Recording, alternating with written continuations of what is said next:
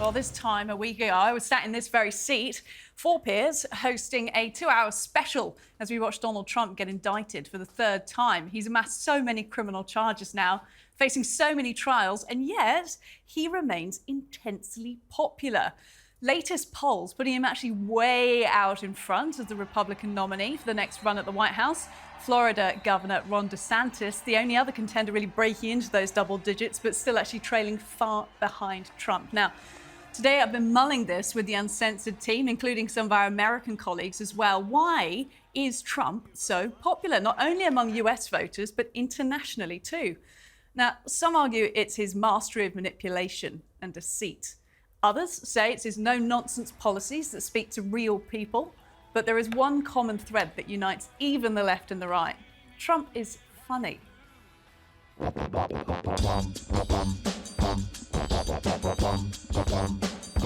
Christie's, he's eating right now. He can't be bothered. Don't call him a fat pig.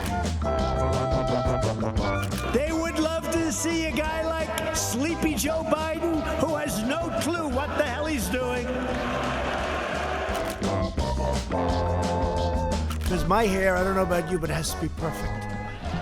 Perfect.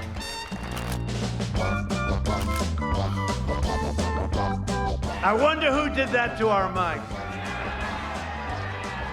I don't believe it was Joe. You know who it was? Crooked Hillary.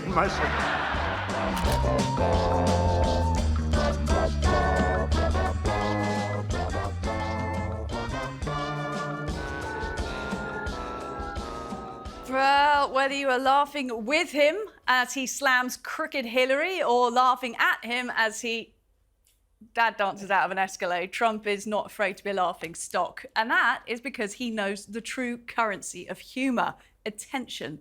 Attention means more airtime, means more influencing.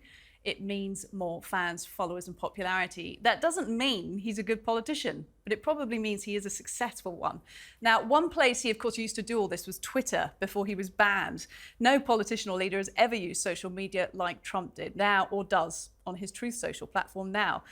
Now we know that the lawyer investigating Trump in this latest indictment actually obtained a search warrant for Trump's Twitter account. Now, presumably, there are probably a lot less gags in the DMs. We'll be finding out more about that shortly. But ask more journalists, and they will say, despite the turbulence of Trump's presidency and the real-world impacts of his words and actions, it was an interesting time when he was in power.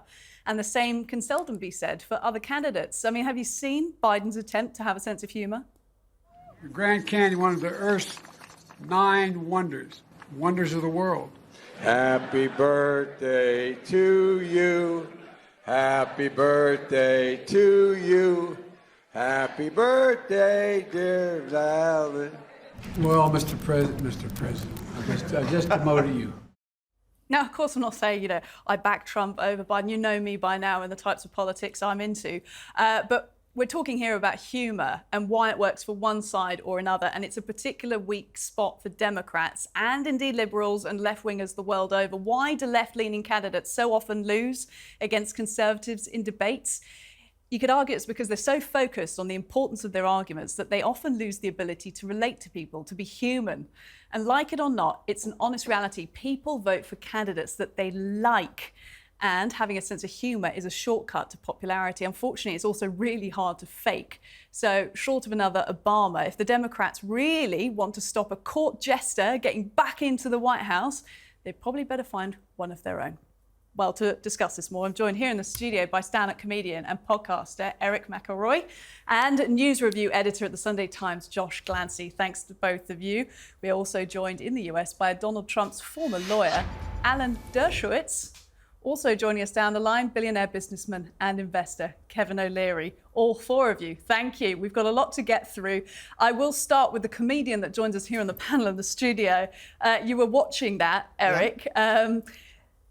Are we wildly out of touch here, or is Trump a funny person? No, when you watch him do a speech, when he's doing a joke or even when he's trying out ideas, he plays the room like he's a stand-up comedian. Like when we do comedy, we can't just make things funny out of thin air. We have to try it in front of people, you feel it, and you change it, and you adjust it. And you can see the way he plays with the crowd, plays to the things that they like him to say, and then builds on that. Even in his political ideas, he tries them out like we would try out a joke in a way.